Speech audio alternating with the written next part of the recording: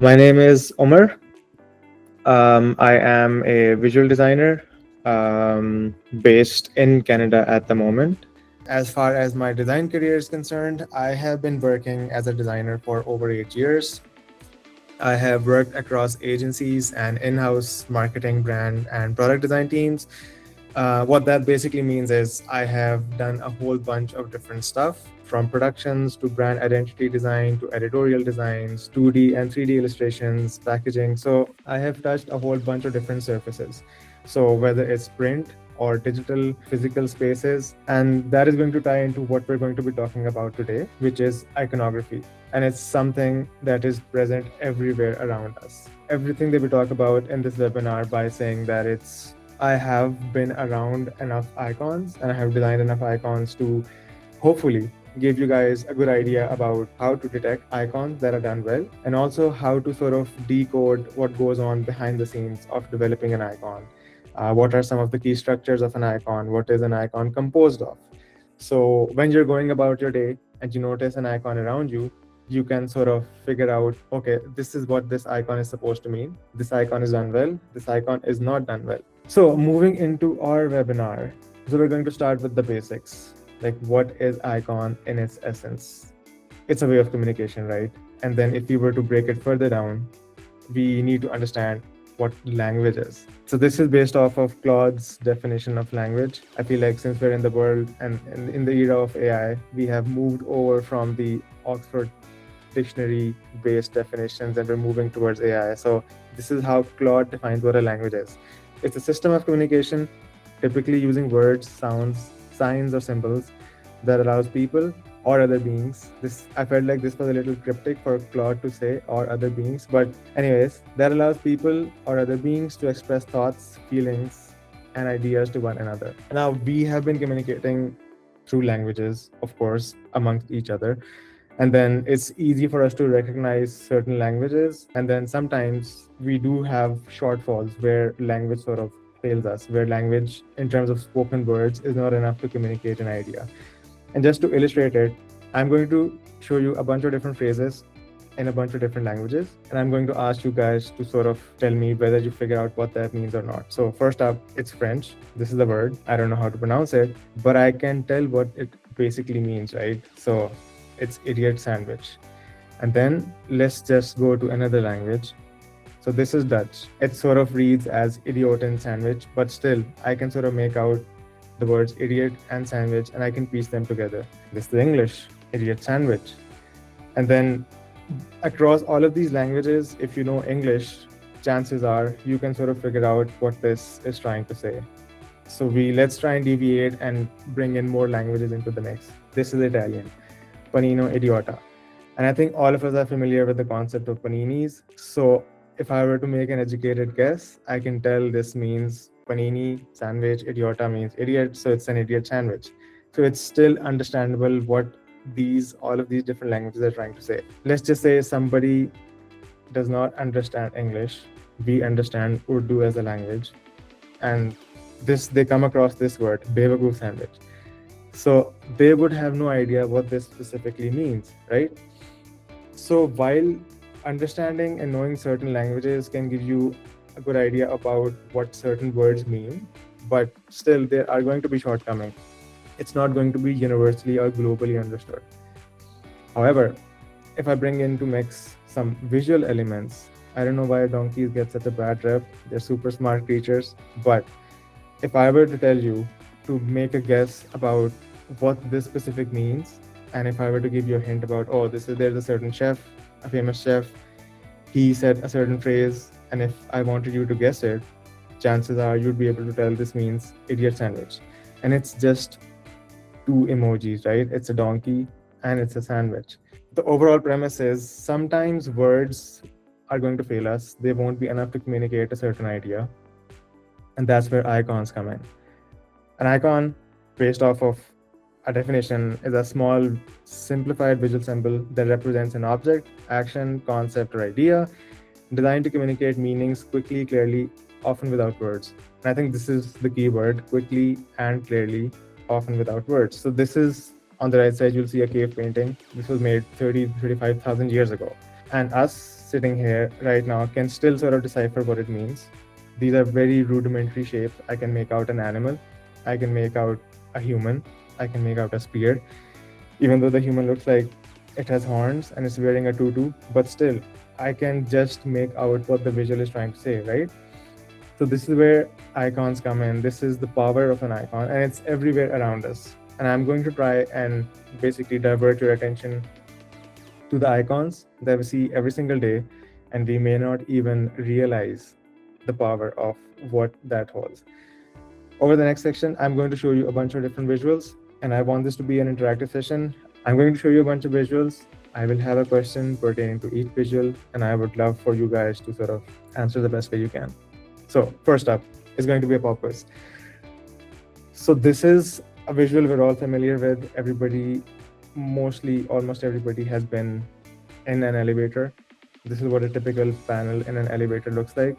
And if I were to ask, I want you to hold the door for me, which button would you press? So the one with the outward arrows. Perfect. And then, of course, as an inverse, to close the doors, you would press the other button. And now, this button does not have any words to it, right? It's not explaining what it's trying to do. It's just like Anis mentioned, just two arrows with a single line in them. And you're able to tell what that could potentially mean. Next up, this is a typical remote for an Apple TV. I brought this as an example because I feel like, is one of the most simplified versions of a TV remote. And if I were to ask you guys, I wanted to increase or decrease the volume of the TV, which buttons would I press? The plus one. Yeah, perfect. The, And everybody uses remotes on an everyday basis, right? And you don't even think about it.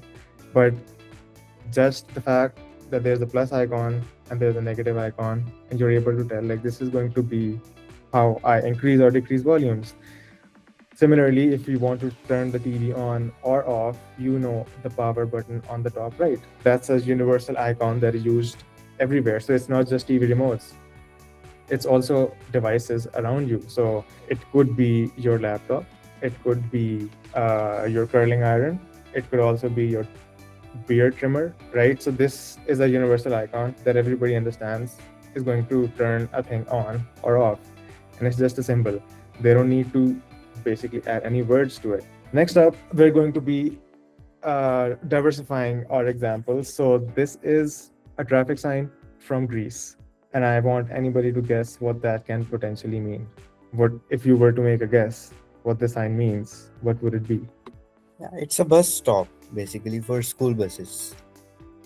Okay, yeah, it's a bus stop, and it's an easy guess because even though you may not understand what's written below it, there is an icon up top that clearly shows that it's a bus, right? It's an educated guess, but that is the right answer because the bus makes it obvious. So even if you happen to be in Greece and you're coming across the sign and you don't know what it means, you can make an educated guess about it. Similarly, wayfinding is something that's all around us. Whether you're in an office building or whether you're in a mall, you're going to see these signs everywhere. So if I were to ask you what the icon at the far left means, and if anyone were to make an educated guess, what would that mean? Go for it. Probably an elevator. And that's the right guess, right? So if you were to break it down, it's just a couple of arrows, a box, an icon of people in it, but you were able to sort of make out that this is what would represent an elevator. And this is something that is going to be all around you. So wayfinding signage is, I feel like, something that we come across every single day. And it's one of the most important pieces of icon design that's around us because when you're interacting with spaces around you and you want to sort of convey certain ideas, you are never going to have enough space to put words in. Plus, it's going to be more expensive from a company standpoint. Plus, it's going to make things more complicated. So think of it this way: you're moving across the streets, people are moving, people do not have the time to just stop and read like an entire brochure of things that they want to or the places that they want to find. So this is where icons come in. So a simple icon as this is going to be enough for somebody to recognize, okay, if I were to find an elevator, I just need to go straight. Similarly, I can also tell there is an accessible pathway for somebody in a wheelchair. So all they need to do is follow the arrows and they'll reach their destination. This is another sign that I want to make people guess what it can potentially mean. This is a traffic sign from Japan, and the answer is going to be twofold. What's the icon at the top, and what's the icon at the bottom, and what do you think it potentially means? So top one is for the metro station, and Mhm. the below one is for the police station. That's a really good guess. So again, you had no context. You don't. I'm assuming you don't understand Japanese script either, but you were able to make out what those icons would mean, right? Again, moving over to a different surface. Now we're in the world of digital apps. They're all around us. And if I were to ask you based off of the icons at the bottom of the screen, if I wanted to basically see if I have any messages or if I wanted to check my messages, which specific icon would I be clicking on? Yeah, the second one from the right. Yeah, perfect. And then this is another app. It's Instagram, something we're all familiar with. And if I were to ask you, if I were to click, I just wanted to see my Reels feed, which icon would I be clicking on? I'm guessing the one besides the home icon. Yep, that's it. And then this example, I specifically added this in because I'm hoping most of you do not have any context what this is. So this is a dashboard from a SaaS product. And then based off of the icons, I'm going to ask just one or two questions, and then I would want you guys to make like the best guesses. So if I were to ask you, if I want to see anything related to, so the only context I'm going to give you is this company deals with vehicles. So that's the context you have. So if I wanted to see maintenance history, which icon would I potentially be clicking on? The one below the highlighted card. Yeah, it's the wrench icon, right? And then if I were to ask you, I want to see, I don't know, my reports or documentation, which icon would I be clicking on?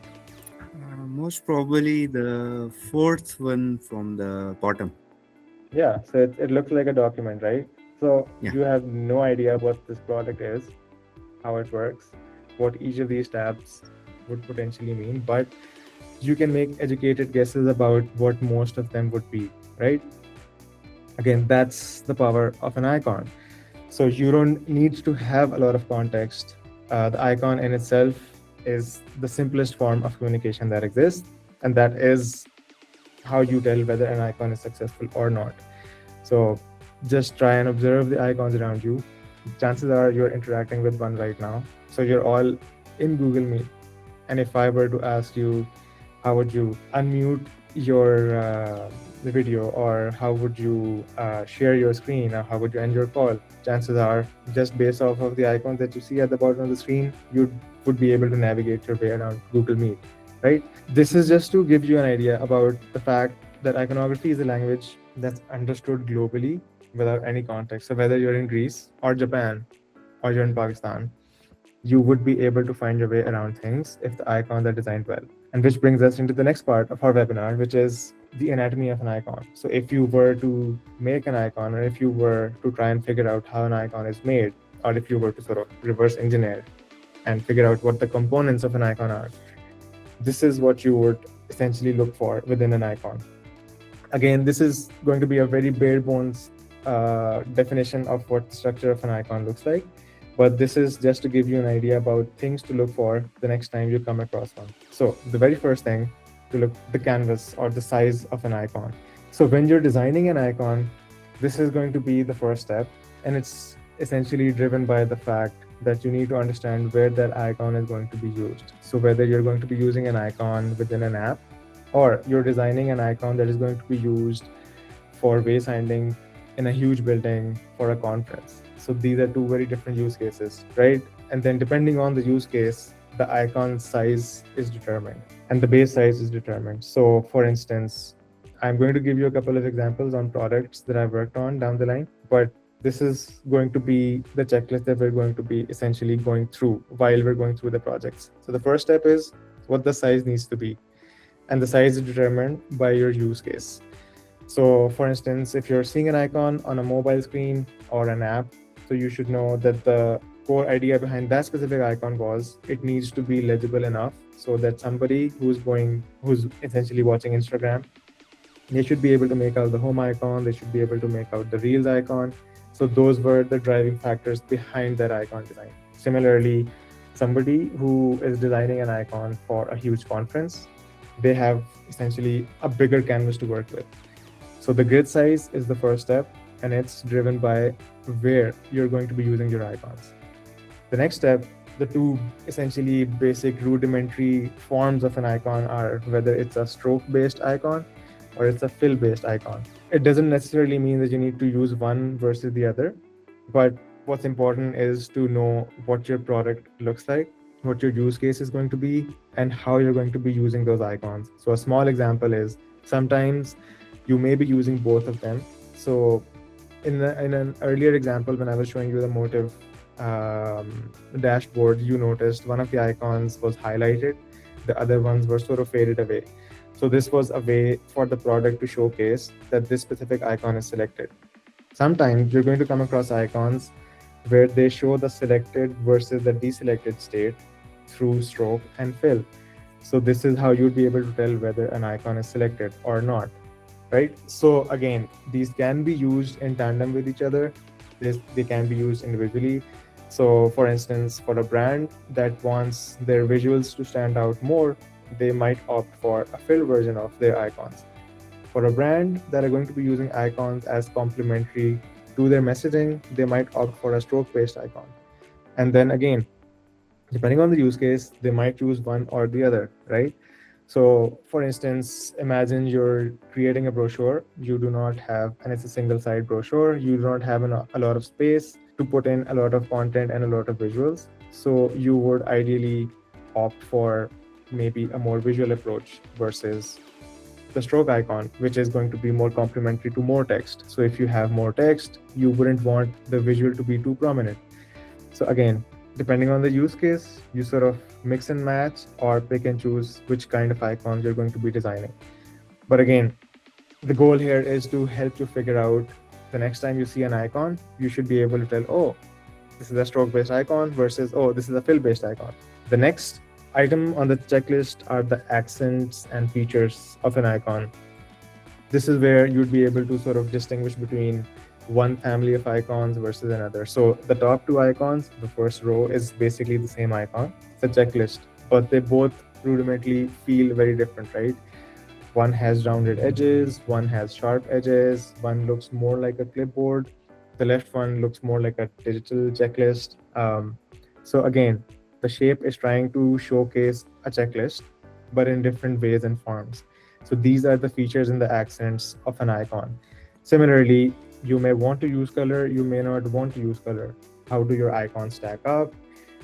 Is there transparency within your icons? So all of these features and accents, these sort of distinguish one icon versus the other, one family of icons versus the other.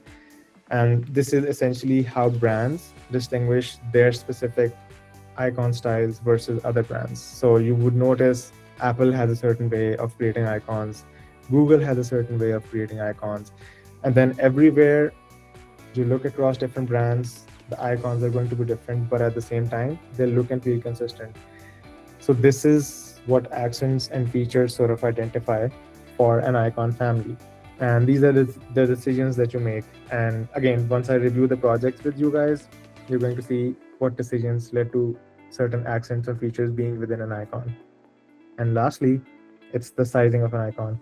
This is really important. Again, determine it links up to the very first point that we were talking about, the grid size.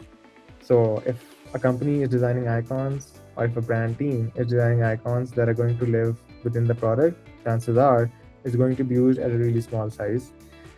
And then chances are at a really small size, it needs to be, the shape itself needs to be as basic, as rudimentary as it can be, so it's legible enough. Because the more features or the more accents or the more complementary elements within an icon, if you move it to a really small size, they won't even be distinguishable. So the sizing is super important. Similarly, you're going to be scaling the icon up, right? And then there's going to be a limit to how big an icon can be before you need to move to some other medium such as illustrations or photography. So these need to be determined when you're developing an icon. And I'm going to tell you what are the factors that you need to sort of look for when you're designing an icon. Just as a rudimentary checklist, whenever you're going to be designing an icon, you need to know the sizing, where you're going to be using the icon. Is your icon going to be stroke based or fill based or both? And thirdly, what are going to be the distinguishing accents or features of your icon family? And lastly, the minimum size and the maximum size, and basically the layers of different sizes that are going to be used. Again, from a brand design system perspective, the limited amount of sizes helps you basically make sure that you can QA your design. Let's just say a company has 4 specific sizes of icons that they use. It's easy to make sure that across all of their materials, whether it's an app, whether it's a printed material, whether it's a brochure or a banner, the sizes remain consistent. So you don't have people going in and creating icons across a bunch of different sizes. So what this helps is to ensure that overall, collectively, your brand looks and feels cohesive and consistent. So I'm going to quickly walk you through 2 projects for 2 very different companies, just to give you an idea about the decisions that are made behind creation of those set icons. So the first project is for a company called Motive. It's a B2B SaaS company that offers AI-enabled fleet management and compliance solutions. So we started off with the grid. Like I mentioned, the first step is the size. And in Motive's case, this was determined by the product itself. So within the dashboard, the Motive dashboard, the smallest size of icon that they use is 16 pixels. So we knew that the icons, the base size of the icons needs to be 16 pixels, and then it's going to be scaled forward from there. And we also knew in this case, the maximum size is going to be 64 pixels. And that's because beyond that point, Motive had an illustration system as part of their brand language. So they knew once the needs for the visual exceeds 64 pixels, we're not going to be using an icon, we're going to be using an illustration. So we have our basically size range for the icon itself. So this determined the grid itself, right? And then very quickly, it's a little technical, but just to give you an idea about what the grid looks and means. So you will notice 4 distinct shapes: a circle, there's a square, and then there's a rectangle that's horizontal and a rectangle that's vertical. So these are sort of like a guideline for when you're designing your icons. Depending on the shape of the icons, it stays within those boundaries. So if an icon is vertical, for instance, if I were to design an icon for a paper is a vertical object. So I would try and follow the vertical guideline for that icon. If I were designing a clock, so the circle would be my guideline. Similarly, if I were to make something that's more horizontal, like a vehicle, the horizontal guideline is something that I would be following. And the core objective of these guidelines is to ensure once you have a whole bunch of different icons designed, they feel similar in size, because every shape is different. Some are going to be more horizontal, some are going to be narrow, some are going to be more wide, some are circular. So these guidelines help you ensure that the look and feel of the icons is consistent when they're used collectively as a family. So when I was talking about accents and features, so whether your icon is going to have straight edges or rounded edges, is going to be filled, what the sharpness of the edge looks like, what strokes look like. So these are mostly derived from the brand itself. So in Motive's case, this is their logo. So we derive a lot of those accents from the logo mark itself. So we know the corners within the logo is super sharp. Like across the word mark, you see a lot of sharp corners. So we made sure to have that element be present within the iconography. So it sort of ties back into the brand itself. We see a very distinct diagonal in their mark. We have strokes that end with a square corner. So they don't have any rounded stroke edges, right? So we're going to make sure across all of their icons, we use these specific features so they can sort of connect back into the word mark itself. So when it comes to deciding what are going to be the accent and features of an icon, this is something that you look forward to. So you try and derive those elements from your existing brand. And then how do those get translated? So we have a lot of sharp edges across the strokes. So all of the stroke ends are going to be square. They're not going to be rounded. Similarly, we're going to be using a lot of diagonals, but also given that they have like sharp edges, so all of the diagonals, they have a chamfered edge. And then we developed guidelines around those too. Similarly, the arrowheads, they're not pointed, they're straight because their word mark has straight edges. So these are tiny little decisions that when you view all of these icons collectively, they would make sense as a brand. And then they would essentially give all of these icons a very specific personality, and you'd be able to tell these are part of one singular family. So this is just to give you an example of what those icons look like and turned out to be. So Motive has a whole bunch of devices. So all of the devices icon, we wanted them to be distinguished from the rest of the icons. So for instance, a document icon or a report-based icon. So all of the devices featured a rounded corner, but we made sure all of the rounded corners have the same basically rounded values. So we used 1 pixel and 2 pixel values for all of the devices. So when you're viewing the devices collectively, they look and feel consistent. Similarly, for the vehicles, we made sure the design language looks and feel consistent. So a small thing to notice would be the tire sizes and the fact that all of the bases of all of these icons is the same. So their horizontal base is the same. And then the shapes up top are essentially complementary to all of those things. So these vehicles and icons, they're used collectively. They should look and feel consistent. They should look like they're part of the same family. And then something else that comes into play when you're designing icons is stacks. When one shape is stacked on top of the other, these are really common and popular. You'll see them around you all the time. The message icon is a really big example. Similarly, groups and chats, that's where the people or the person icon is often stacked. Layers, coins, right? So stacks is something that is going to be a distinct feature across all of the icons that you see. And again, these are also defined as to how they're going to be stacked, right? So for Motive, again, tying back to their word mark, they have a very distinct diagonal shape. So depending on what the icon we were designing for, we try to ensure there are certain ways we stack those elements. So these, the message icon, the devices icon, the people icon, they're stacked vertically, diagonally, just to sort of nod back to what the word mark looks like. And then there are two more components to an icon family. So the first one being modifiers, second one being states. So what are modifiers and what are states? States are simple enough to understand. It's either enabled or disabled, on or off, positive or negative, right? So there are certain icons you'll see feature a slash, and you would be able to tell this is a disabled state. A very common example is the eye icon. So something to look forward to when you're entering passwords across any of your apps, you would notice there's a small icon at the end of the field that is the eye icon. And clicking it on and off, basically enabling or disabling the icon, either shows you the password or hides the password. And it's universally understood what having a slash across the eye means.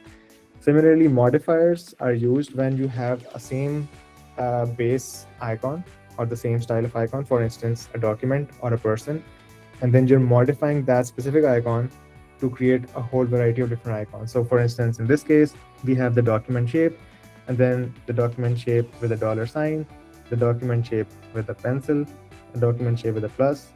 Same goes for the people icon. You have the star and the shield. So you use one specific shape, which is the base shape, and then you modify it to create different versions of that specific shape. That's what a modifier is. That's how basically you're going to be coming across a families of icons. The next or the final step would be the naming convention. It's also super important. So for instance, imagine you have a library of 1,000 icons and you want to find a specific icon. They need to be named a certain way for it to be easy for anybody in your team to find them. So for instance, for maintenance, right, the wrench icon is a really popular or easily understood shape. But let's just say we have 10 different designers looking for that shape, and maybe we also want to use the same icon for the settings tab in your product.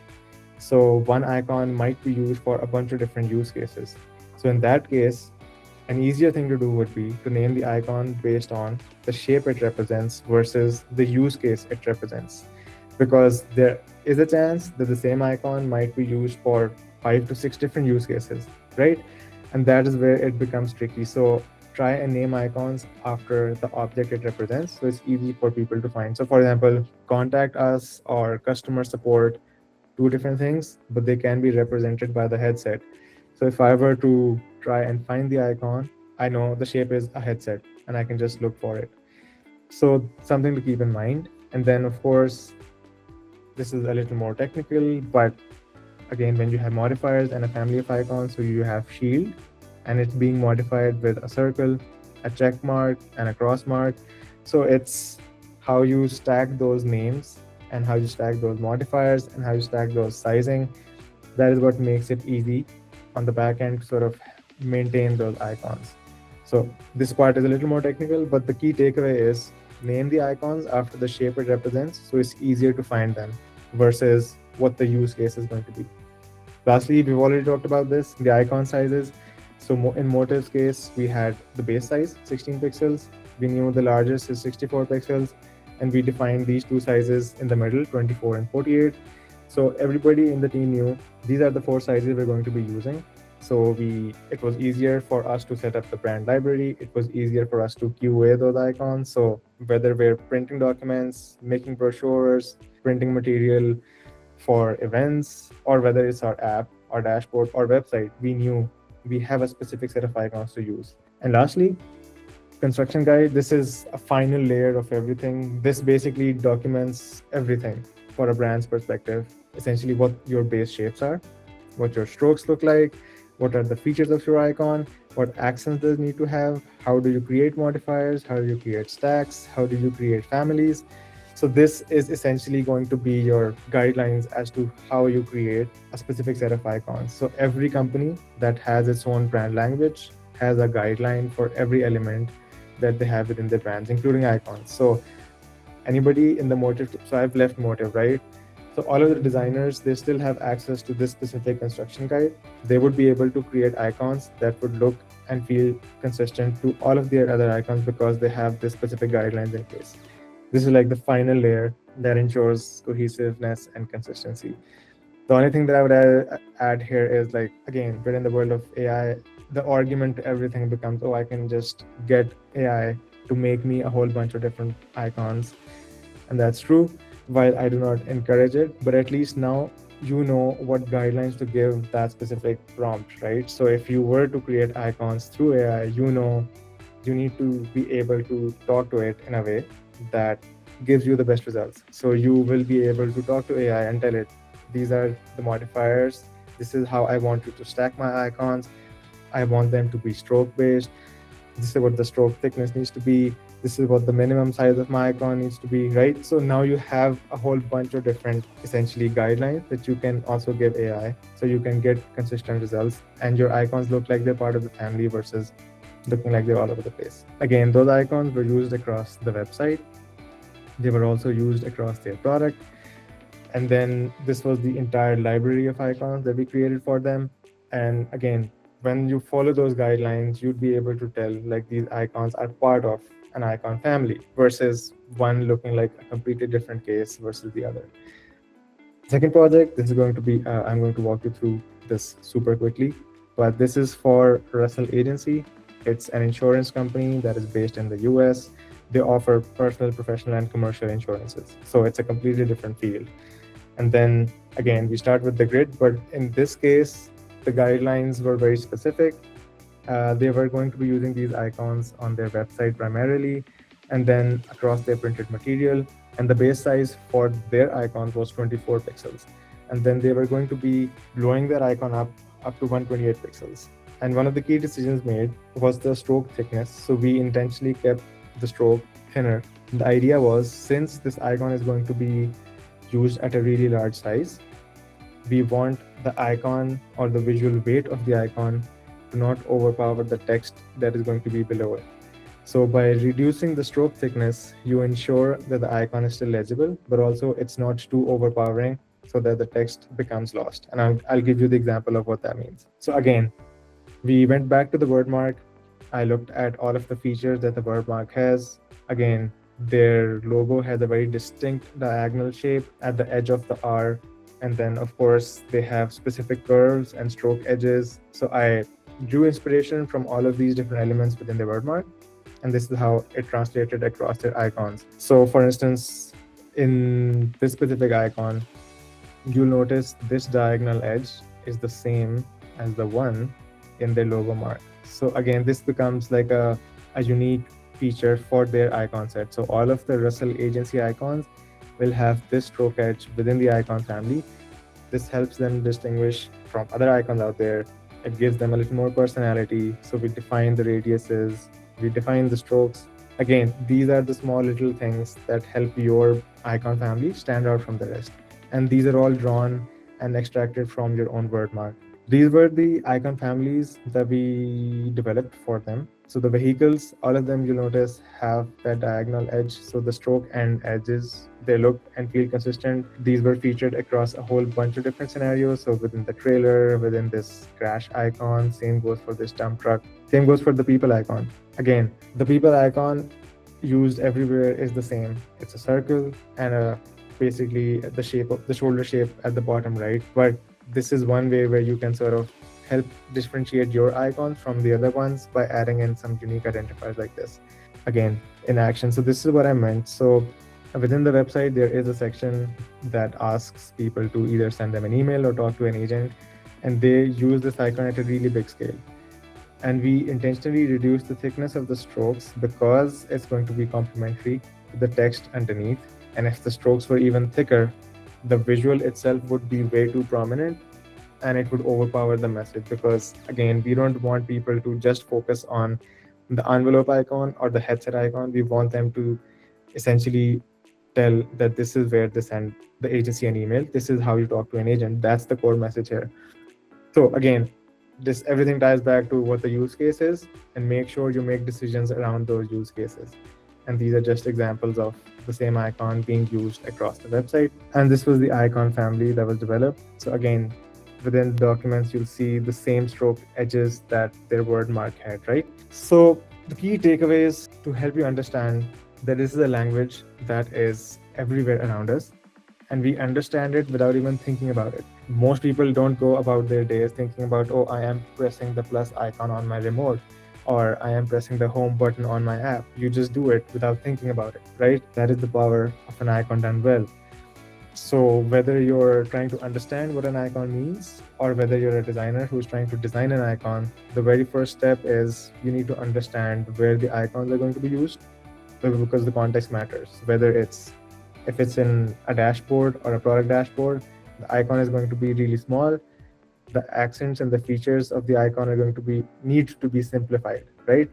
Similarly, if you're designing an icon for a wayfinding signage for a place, whether it's a traffic sign, whether it's a big icon on a building, you have a huge canvas to work with.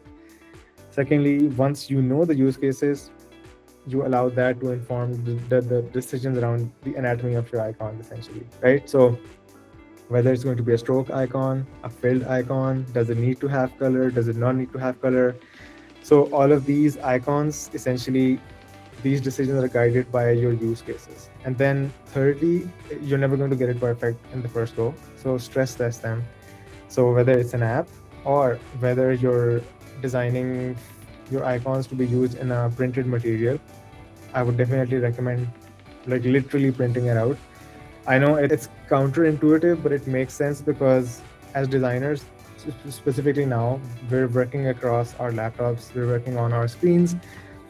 We can zoom into an icon design as much as we can. We can zoom into an icon. We can literally see a single pixel on a screen, right? But that's not the size that is going to be displayed on a piece of paper or on a piece of signage.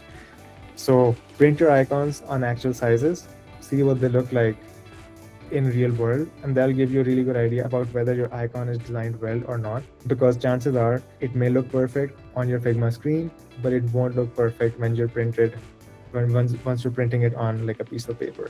So test your icons. If you're creating an app, create those icons, test it out on your mobile screens, test it out on a bunch of different screens just to see whether your icon holds up or not. It's really important. And lastly, just like observe the world around you. All of these icons are derived from shapes and things that are already present around us. A small example would be a lot of these devices have a work mode, or like a mode where you can silent all of those notifications and it looks like a moon. Why does it look like a moon? Why does everybody recognize that a moon icon means silent notifications or a silent mode? Moon represents night.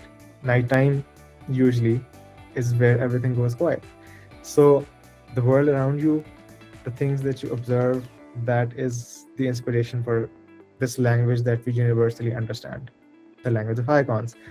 So the next time you're out there, whether you're using an app, whether you're going across the road, whether you're in a huge convention center or a shopping mall, just see the icons around you, see whether they work or don't work, and try and figure out what the accents of the icons are.